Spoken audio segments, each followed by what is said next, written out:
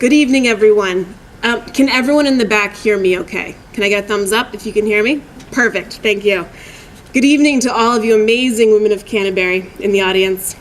I'm so honored to be celebrating Miss Bean with you, and it's so hard to believe that 9 years ago, I was in the audience myself for my sixth form Women of Canterbury spring dinner. By show of hands, how many current students do we have tonight? Excellent. How many alumni and past Women of Canterbury presidents? So many. And how about faculty and current parents or families? And I can guarantee it that at one point or another, Miss Bean has positively influenced all of you in the room. I had an absolutely incredible Canterbury experience.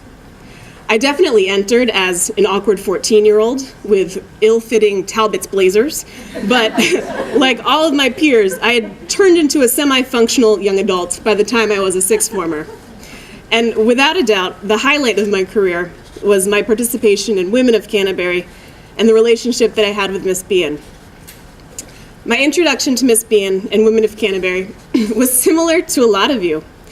I was a third former looking for activities, and in September, I went to the first Women of Canterbury meeting with my friends, the Ganji twins.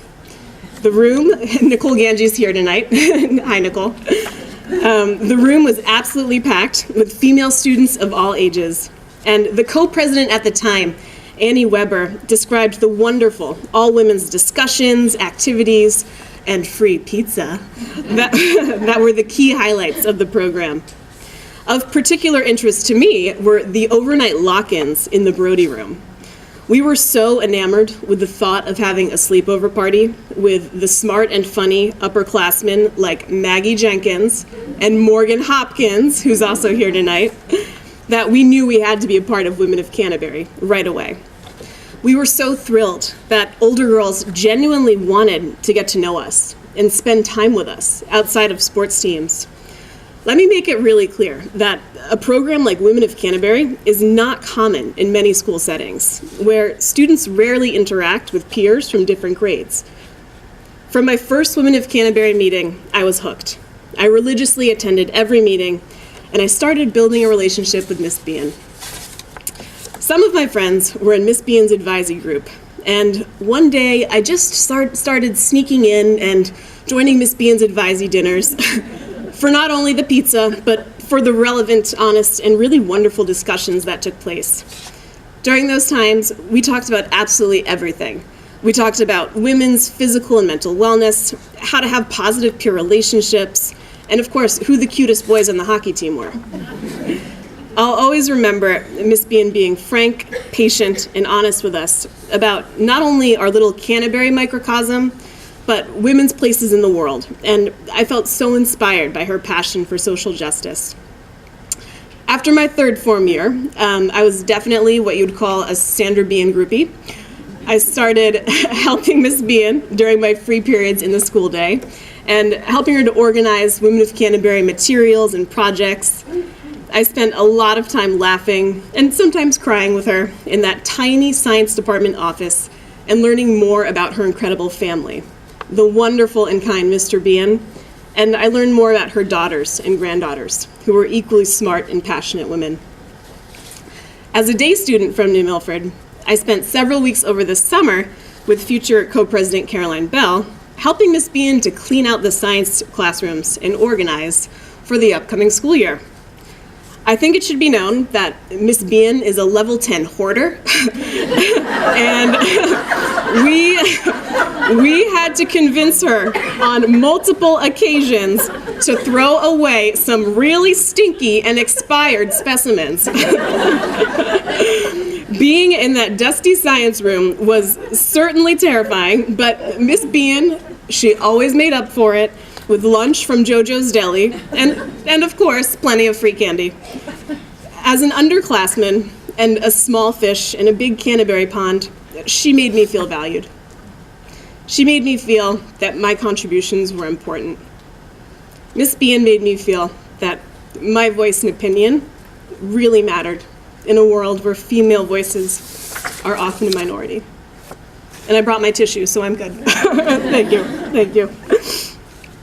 And my Women of Canterbury participation led to being a peer counselor, which was run by Miss Bean. We can all say that all together, which was run by Miss Bean. And then I went on the Montana trip, which was led by Miss Bean. And then I was part of the True Blue Spirit Committee, which was organized by Miss Bean. And then I took Women's Studies, which was taught by Miss Bean. And all of these programs, they were, and they still are, so crucial for young men and women learning to cultivate their future leadership skills. I've spent the past few months reflecting on my relationship with Miss Bean, and I would like to leave you with some of the lessons that I've carried with me from my time at Canterbury to now, in my career as an elementary school educator. Lesson number 1, and I'm so glad that the current co-presidents reflected on this as well: to connect with others, you need to feed them. You need to literally feed them, but you also need to feed them spiritually, mentally, emotionally. Women of Canterbury, by far, has the best snacks of any group on campus. We were notorious for handing out Christmas and Valentine's Day bags of candy, as well as delivering cakes for students' birthdays. But all joking aside, women of Canterbury nourished us spiritually and emotionally. As third formers, we wrote letters to our future sixth form selves that we opened at the Senior Girls' Dinner. It was so remarkable to look back and reflect on how far we had come. At our regular dinners, we had many roundtable discussions about women's achievements, issues, and rights, both nationally and on the global scale. Miss Bean introduced us to the phenomenal Gloria Steinem and Eve Ensler. She would host countless sleepover lock-ins for us in the Brody Room. And one time, she even brought a dancer on campus to teach us how to belly dance. And let me tell you, Sandy Bean's hips don't lie.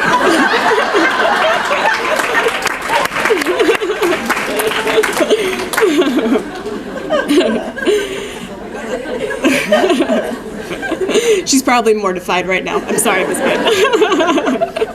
Lesson number 2 from Miss Bean is that mentor and friendships are so vital to our success as women. Miss Bean always emphasized that we need to be there for each other. During my time at Canterbury, Miss Roth and Miss Bean worked so closely together to support women of Canterbury, and I'm personally convinced that they invented the hashtag squad goals. Talk about modeling positive female adult relationships. Because of Miss Bean, my Women of Canterbury friends and I, we celebrate each other's bridal and baby showers. We send cards in times of sadness, and we send flowers in times of joy. Last summer, I was a bridesmaid in Brianna Carasillo's wedding, fellow class of 2008. In my current job at an independent school in Brooklyn, I work closely with teacher Michelle McLaughlin, who was the class of 1996. My sister-in-law is Megan McDonald from the class of 1990. And what do we all have in common? We were all women of Canterbury. To all of you wonderful current students in the room, the Women of Canterbury bond, it's going to manifest itself in really unexpected and really delightful ways throughout your lifetime. Lesson number 3, and this one I'm really serious about. Miss Bean and other female scientists are extremely badass. Let me explain. After I graduated from college, I joined Teach for America, and I taught elementary school science. Do you think the fact that I taught science was a coincidence? It certainly wasn't. For 35 years, and as the science department chair, Miss Bean showed the Canterbury community that yes, women are successful in STEM fields, and yes, the female-heavy science department is vitally important to inspiring the future scientists of America. Her female peers in the science department during my time were the phenomenal Miss Roth, Dr. Lee, and Mrs. Chandler. 5 of the former students from my AP Bio class are now doctors or scientists or science teachers. Well done, Canterbury, on supporting so many outstanding female scientists in the department and for choosing Miss Bean to be their fearless leader. My passion for teaching elementary school science has led me to my current role as the Director of Early Learning at an independent school in Brooklyn. And now I leave you with my final lesson learned from Miss Bean. And it's also a lesson from the magic school bus scientist, Miss Frizzle. Take chances, make mistakes, get messy. When I was 25, my principal asked me to be the inaugural director of early learning at my elementary school.